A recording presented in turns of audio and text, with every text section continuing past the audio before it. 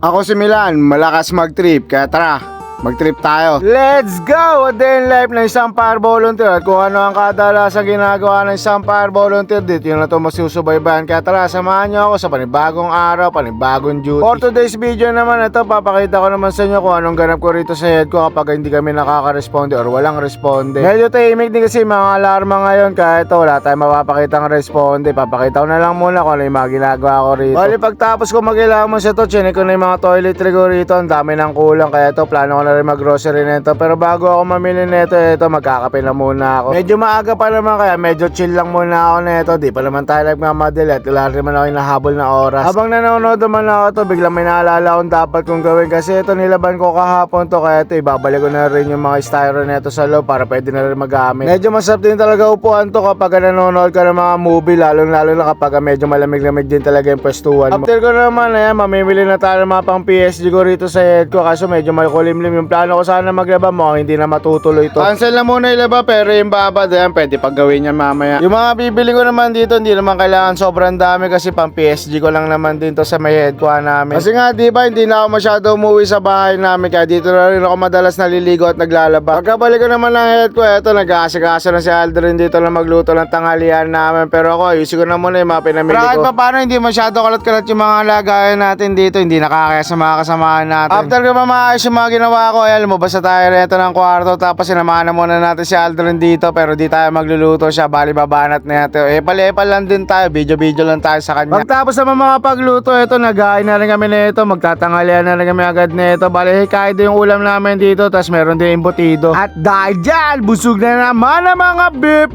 Ilang oras after namin kumain, ito nag-uulan na sa lugar namin, tapos ito may nakita tayo medyo baka sa sala namin. Ayan, yari na naman tayo nito, buti na lang din talaga hindi galing sa bubong. Pagka ganito, merong baradong alulod sa amin, kaya pumapasok rekta sa loob yung tubig nito. Pag check naman namin, kitang-kita naman natin dito na meron na nabubuong lupa rito, kaya may mga halaman na. Mga na-decompose na halaman, tapos naging lupa na lang sa alulod namin. Abang tinatanggal yung mga baradong, naglampaso na rin ako rito, tapos sinasikaso ko na rin mga damit na ibababad ko rito. Bali babad na lang muna, magagawa ko rito, kinabukasan ko na lalaban to. Wag lang sana talaga ulan kinabukasan, malamang neto sa iba tayo maglalaba. Pagtapos ko naman dito lumagkasikaso, ayan, naligo na rin ako neto. Medyo napaagay ligo, gawa ka na nabasa tayo sa ulan. Plano ko sana matulog neto pagkatapos ko maligo, kaso nagayaan na magmerienda to mga kasama ko. At dahil sa medyo maulan, ito yung meriendahin natin, arroz caldo, saktong-sakto sa panahon ngayon. So ilang naman yung kaganapan ko dito sa head ko kapag hindi kami nakaka-responder, walang alarma. So paano, hanggang dito na lang din tong video na to. Lagi kong papaalala sa inyo na